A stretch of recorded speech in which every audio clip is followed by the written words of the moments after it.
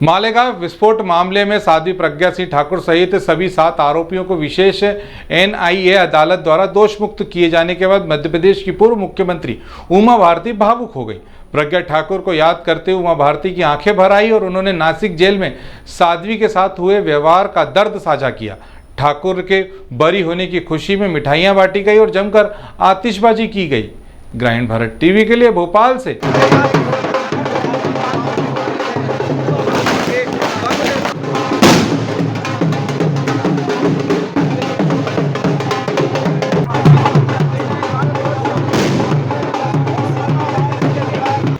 भगवा आतंकवाद शब्द का प्रयोग शुरू हुआ। राहुल गांधी, दिग्विजय सिंह जी, चिदंबरम जी के समय पे, मनमोहन सिंह जी उस समय पे प्रधानमंत्री थे।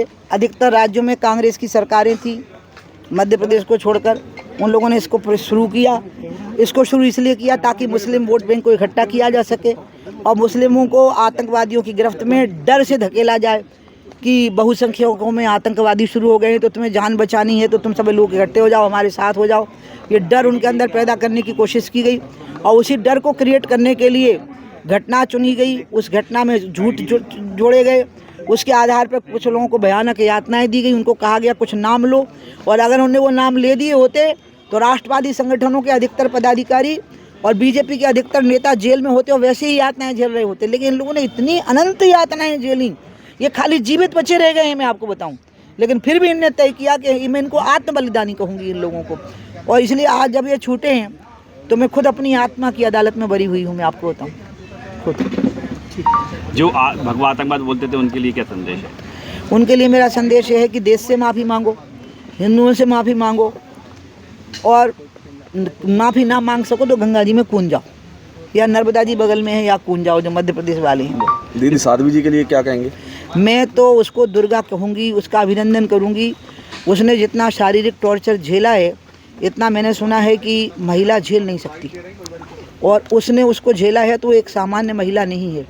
लेकिन उसने मुझे एक बात कही थी जब मैं प्रज्ञा को जेल में मिली, वो दिन मुझे कभी नहीं भूलता, क्योंकि मैं कुछ ले नहीं जा पाई। जेल के मैनुअल का मुझे भय था, तो मैं कुछ ले नहीं गई कि पता नहीं जेल के नियम क्या है, और मैं पहली नेता थी जो उसको मिलने चली गई। तो जब मैं गई, महिला होने के नाते जेल ने धोखे से मुझे अधिकार दे दिया, और फिर रोका तो रुक नहीं पाया। नासिक की कोर्ट में मैं चली गई तुरंत, और वहाँ पूरे वकील भर गए साहब। वो तो मुझे दृश्य नहीं भूलता जब पूरा प्रांगण भर गया अदालत का मेरे समर्थन में वकीलों से, और जज ने तुरंत कोर्ट खोला, लंच ब्रेक कैंसिल किया और मुझे तुरंत अनुमति दे दी कि जाइए आप। और मैं जब मिलने गई तो मैं सोची कि प्रज्ञा रोती हुई मिलेगी, उल्टा हुआ रोई में।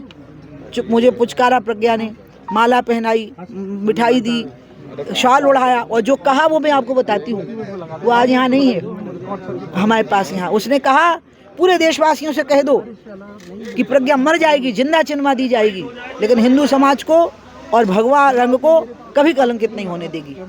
एक छोटा सा सवाल और, ये क्यों रचा गया था? मैंने आपको पहले ही कहा ना, ये मुस्लिम वोट बैंक को इकट्ठा करने के लिए उनके अंदर डर पैदा करना चाहती थी, और डर पैदा करने के लिए इस्लामिक फंडामेंटलिज्म के जवाब में इन्होंने हिंदू फंडामेंटलिज्म को क्रिएट करने की कोशिश की और उसको भगवा आतंकवाद का नाम दिया।